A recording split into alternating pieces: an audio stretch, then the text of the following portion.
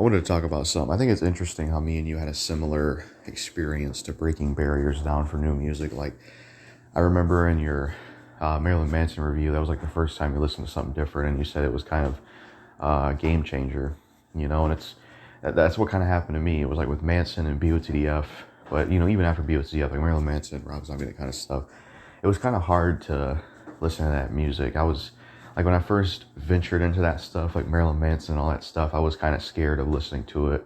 Didn't listen, like when I first listened to it or tried to veer into it, I would,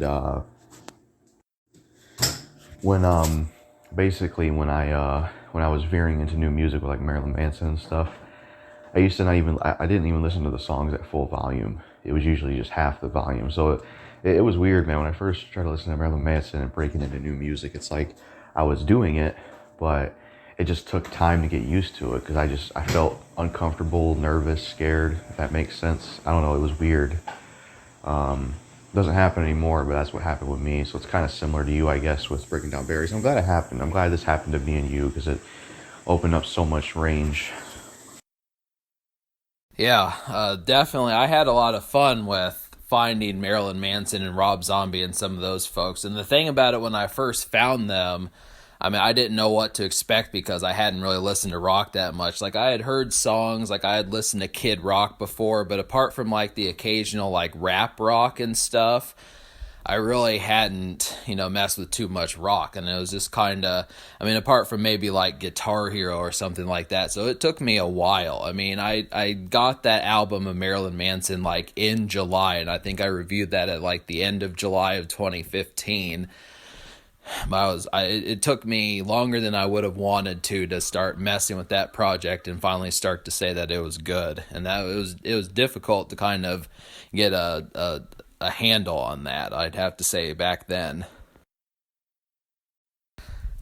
And it's good that you kind of evolved also, because I remember the story you told me about BOTDF, how you found that in like grade school. If it was 2011, I mean, yeah, you were probably pretty young back then. So for that to have hit you that young, I mean, that probably helped you out. And that's definitely kind of the thing. It's a good thing to kind of have that, because I mean, when I was like 12 and 13, there was really no emo rap. I mean, emo culture didn't really start blowing up, at least in where I lived, until like 2006 or so, where that sort of stuff, like with Green Day and My Chemical Romance and some of those bands that started making that popular. But yeah, it's definitely good to have that kind of development because I like it. I mean, that's definitely the thing. It hit me. I mean, I look at how much BOTDF is good. I mean, constantly I'm finding good songs by them. Yeah, man, it was definitely cool.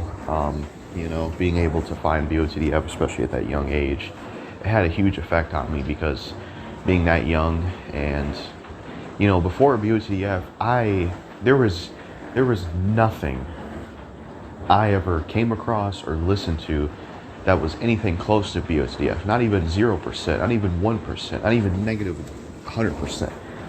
So that was like the first time I was like, well, I just couldn't believe what I found. But yeah, it definitely helped. Like you said, it helped you as well. And it's just good. I'm glad it happened to both of us.